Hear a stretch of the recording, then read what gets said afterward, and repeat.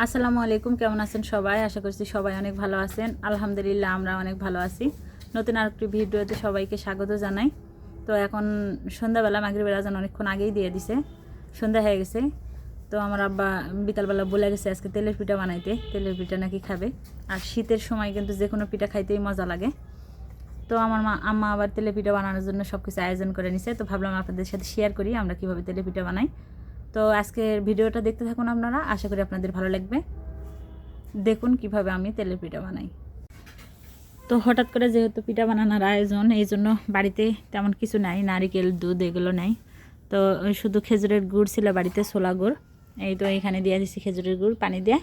এই গুড়টা এখন জাল করে নিব, গলায় নিব। আর হচ্ছে এখানে আটা আছে। তো যা আছে এগুলো দিয়ে আজকে বানাবো তেলের পিঠা। আমার মা বানায় আর আমি বসে বসে দেখি কিভাবে বানাই। তো পুরো ভিডিওটির সঙ্গে থাকুন আপনারা। এই যে গুড়টা জাল দিয়ে নিচ্ছি, যেহেতু ছোলা গুড় তো একটু সময় লাগবে। পানি দিছি সামান্য পরিমাণ আর গুড় দিছি।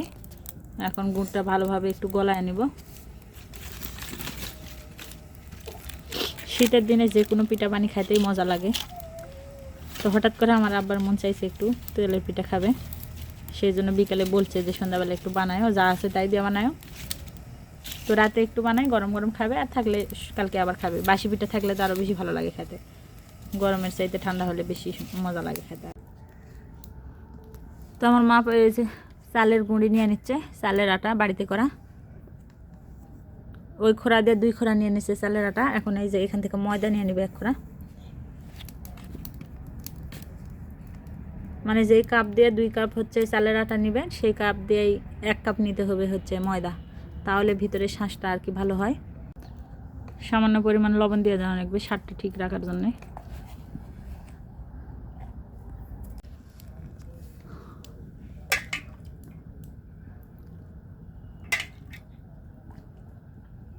গুড়ের পানিগুলো দিয়ে ভালোভাবে আটাটা মাখায় নেওয়া লাগবে, অল্প অল্প করে দিতে হবে।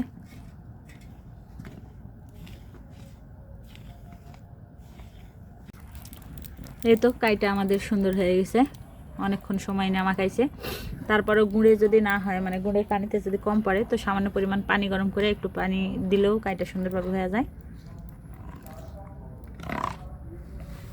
এই তো কাছ থেকে দেখা দিচ্ছি, কাইটা এরকম হয়। তো তেলটা গরম হয়ে গেছে, এখন পিঠা দিয়ে দেব। বিসমিল্লাহ।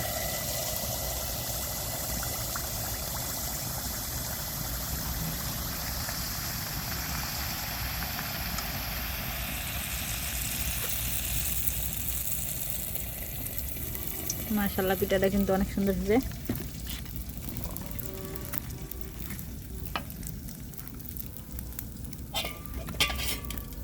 আসলে পিঠা বানানো কিন্তু সবার হাতে হয় না, অনেকেই বানাতে পারে তেলের পিঠা, আবার অনেকেই পারে না।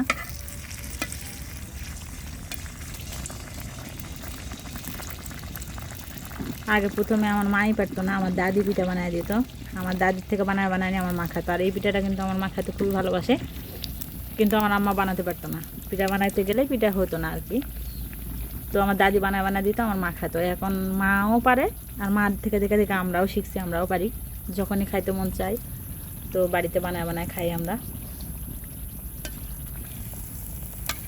আর এখন যেহেতু শীতের সময়, খেজুরের গুড়ের সিজন, তো এখন গুড়ের পিঠাটাই ভালো লাগে।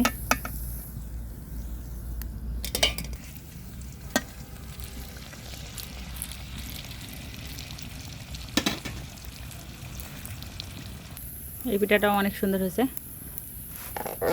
এই তো দেখুন, তো আমাদের পিঠা সবগুলো ভাজা হয়ে গেছে। এই তো আর একটা বা দুটা হবে।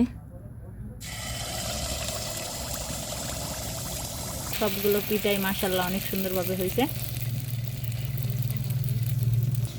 প্রত্যেকটা পিঠাই সুন্দরভাবে হয়েছে, ফুলছে। এই তো পিঠা আমাদের সবগুলো ভাজা হয়ে গেছে।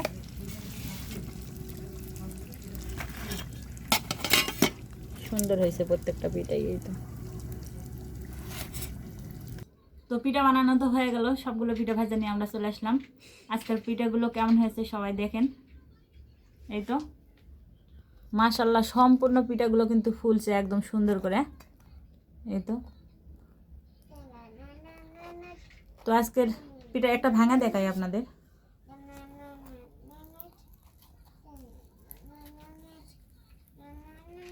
এই তো দেখুন, একটা পিঠাও কিন্তু কাঁচা নেই, একদম সুন্দর করে হয়েছে। এই তো ভিতরে শাঁসও হয়েছে সুন্দর, কত সুন্দর হয়েছে। আর পিঠা কিন্তু নরম তুলতুলে হয়েছে, খুবই মজা লাগবে।